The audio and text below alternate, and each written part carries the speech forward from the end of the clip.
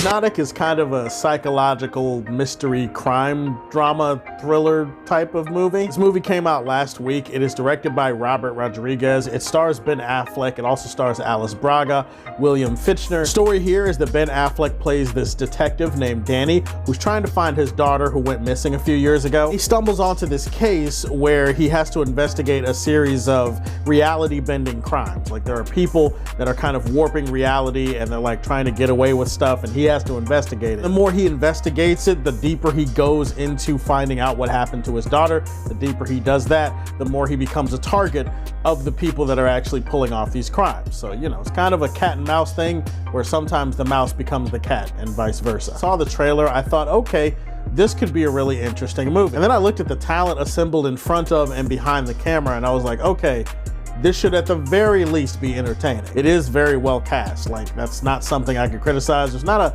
casting in this movie that feels out of place or feels like it doesn't belong. It's not necessarily a compliment to the actors in the movie and the job that they're doing. That's just me saying they picked good people for the roles that they wanted them to be in this movie. I'll also say this is an interesting concept and an interesting attempt at world building in this movie. The idea of hypnotics, these people that can warp reality to a certain degree, make people see what they want them to see, manipulate people into doing or saying whatever they want just with their voice or with their eyes or whatever, like that's kind of cool. I was interested to see how that would be explored over the course of the runtime. I respect Robert Rodriguez. I think he's a good director. I do think there's a few shots in here that I liked, that I appreciated, that definitely had his signature style. Took some moments that would have felt boring in the hands of other directors, and he made it look a little bit more visually interesting. So for that, I do give him credit. This is probably a really, really bad sign that we have reached this portion of the video, and I've given you like 2 or 3 things that I enjoyed about the movie. Let's talk about the rest of this dumpster fire and just try to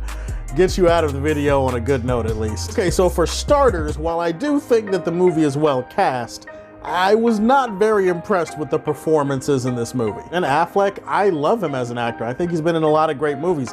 Alice Braga, dependable, workmanlike. She shows up in a movie, I'm like, you know what? Alice Braga's doing a good job in this movie. Nothing wrong with the cast, it's just I feel like most of the cast members are only here to pay off a house. That's what it feels like. Ben Affleck does this thing in this movie where it feels like he's falling asleep at different points, and I thought it was just like my mind fucking with me at first. Wait, are you trying to like add a quirk to your character, or are you legitimately struggling to stay awake right now? I'm not really sure what was going on with Ben Affleck in this movie, but he looked like he was sleepwalking through half of it. And most of the other actors in the movie, they just don't feel like they're putting their best foot forward on this one. When you look at the overall cinematography and shot composition of the film, a lot of the visuals in this movie feel derivative. They feel very much retread, rehash territory. Some of the style that's used in this movie, you've seen in movies like Inception or the Doctor Strange movies, or maybe even The Matrix. Hell, there's even a sequence in Spider-Man No Way Home that should remind you of some of the stuff you've seen in this movie. Not like one of those, oh shit, they're using this and I've seen this in that movie, this is really cool. It's one of those, oh shit, they're using this and I've seen it in that movie, and that movie is way better than this movie. I think the biggest issue that I have with this film is the plot and the way that it unravels, the way that it falls apart under heavy scrutiny. Not that you should be heavily scrutinizing a movie like this. I mean, hell, if you want to just turn your brain off and enjoy some of the stuff that's happening, I'm not going to stop you. It's one of those movies where it's like, aha, you didn't see this coming. Aha, curveball. Aha. Like, it's one of those gotcha type of movies. But a lot of the twists just kind of break the movie for you. Like, every twist that happens, you start thinking about shit and then you're like, wait a minute.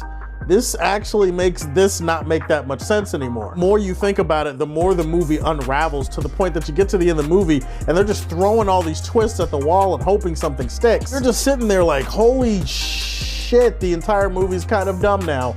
Wow, I don't really have much else to say about this one. I do commend the cast here. They absolutely had a second mortgage that they're trying to pay off or something like that. And I support the actors in this movie trying their best to get their money. I kind of want my money back, even though I saw it for free, which is, yeah, that's weird. Hypnotic was kind of a snooze fest, kind of a disappointment. I'm gonna leave this one in Smallville. What's a movie that you would really be excited to see Ben Affleck direct in the future? Go ahead and put that project in the comment section down below. Please like and subscribe to the Superfan Show, and if you like what you see, tell me how you feel, and stay tuned to hear more from the Man of Steel.